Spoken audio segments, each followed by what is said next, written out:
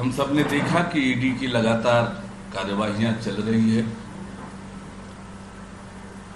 और ईडी ने जो गिरफ्तारियां की है उन्हें कोर्ट से जमानत अब तक नहीं मिली है और जो गिरफ्तारियां हुई है उसमें मुझे ऐसा लगता है कि राजनीतिक दल का कोई पदाधिकारी नहीं है। अभी आप सबके माध्यम से ईडी ने जो राज्य सरकार को पत्र लिखा है उसकी जानकारी हुई। ईडी को लिखना पड़ रहा है राज्य सरकार को कि ये तथ्य इन अधिकारियों के खिलाफ आए हैं और राज्य सरकार को जो अधिकारी गिरफ्तार हुए हैं इन्वेस्टिगेशन में ईडी के पास जो तथ्य आए हैं वो राज्य सरकार को विस्तार से उन्होंने लिखा है। अब ईडी ने आग्रह किया है कि उन अधिकारियों के खिलाफ आवश्यक कार्यवाही करें।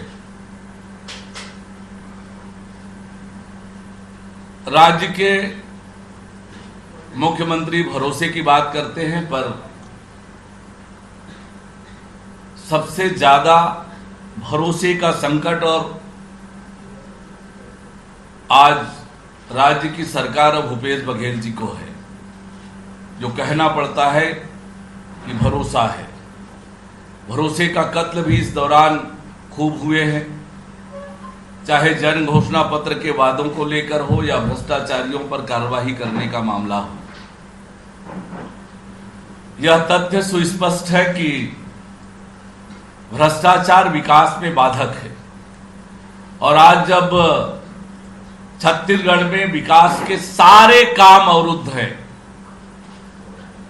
उसका बड़ा कोई कारण है तो राज्य में व्याप्त भ्रष्टाचार है और इसीलिए ईडी की कार्यवाहियां हो रही है।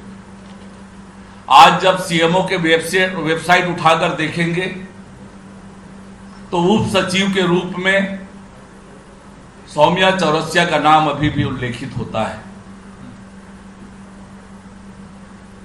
प्रचारित तो हुआ था कि निलंबित कर दिया गया है, फिर अभी भी वेबसाइट में सौम्या चौरसिया उप सचिव के रूप में सीएमओ के वेबसाइट में मौजूद है। मुख्यमंत्री भूपेश बघेल जी को स्पष्ट करना चाहिए कि वास्तव में सौम्या चौरसिया को निलंबित किया गया है या नहीं, और निलंबित कर दिया गया है तो वेबसाइट में नाम अभी भी क्यों अंकित है। आज ईडी के पत्र से स्पष्ट है कि तथ्यों के आधार पर ईडी ने पत्र लिखकर राज्य सरकार से आग्रह किया है कि वे सुसंगत कानून के तहत कार्यवाही करें। राज्य सरकार ये कार्यवाहियां कब करने वाली है ये स्पष्ट करना चाहिए और बार बार अलग अलग मामलों में तुरंत एसआईटी बनाते हैं। गिरफ्तारी के बाद अब तक राज्य सरकार ने क्या कार्यवाहियां की है भ्रष्टाचार और भ्रष्टाचारियों के खिलाफ, ये भी राज्य सरकार को स्पष्ट करना चाहिए। बार बार एक निरर्थक का आरोप, निराधार आरोप लगाया जाता है कि राजनीतिक आधार पर यह कार्यवाहियां हो रही है। देश के भी जो आंकड़े हैं वो बताते हैं कि राजनीतिक नेताओं पर ईडी की कार्यवाहियां कब हुई है बनिस्बत अन्य लोगों के, और नरेंद्र मोदी जी के नेतृत्व में सरकार बनने के बाद सरकार ने भ्रष्टाचार पर जीरो टॉलरेंस की नीति अपनाकर चली है और भ्रष्टाचार के खिलाफ लगातार पूरे देश भर में कार्यवाहियां हुई है। ईडी ने यूपीए के कार्यकाल 2004 से 14 तक कुल 5,000 करोड़ रुपए जब्त किए और एनडीए के शासन में पिछले 9 सालों में 1,10,000 करोड़ रुपए की जब्ती ईडी ने बनाई है और कुल 5,906 मामले पीएमएलए के तहत दर्ज हुए हैं। इसमें से महज 176 यानी मात्र 2.98% मामले ही राजनीति से जुड़े हुए लोगों के हैं। और इसलिए इस आंकड़ों से स्पष्ट है कि ईडी की कार्यवाही राजनीतिक आधार पर नहीं है। ये केवल और केवल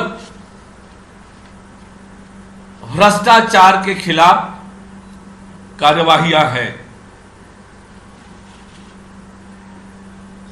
आज छत्तीसगढ़ में जिस प्रकार से भ्रष्टाचार फैला हुआ है,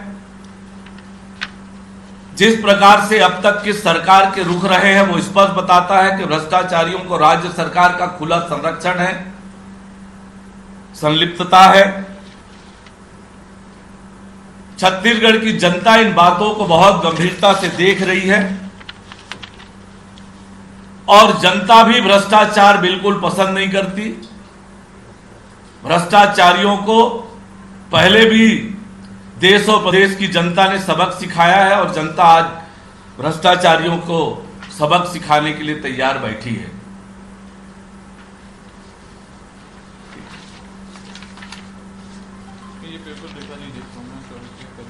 ये वेबसाइट है सीएमओ के। ये अभी निकाला गया है, आप यहाँ बैठे हैं तो आप ऑनलाइन चेक कर सकते हैं कि आज भी जो पोर्टल है छत्तीसगढ़ सरकार का, उसमें सौम्या चौरसिया उप सचिव के रूप में देखी जा सकती हैं।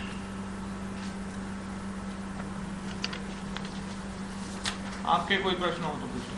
अरुण सौजन ने कुछ देर पहले मुख्यमंत्री ने कहा है कि कांग्रेस का जो अधिवेशन हुआ छत्तीसगढ़ में, उसके बाद से लगभग 50 ठिकानों पर ईडी छापे मारे हैं, लेकिन अभी तक ईडी कोई आंकड़े जारी नहीं कर रही है। उस पर उन्होंने सवाल उठाया, कहा कि राजनीतिक षड्यंत्र के साथ कार्रवाई की जा रही है।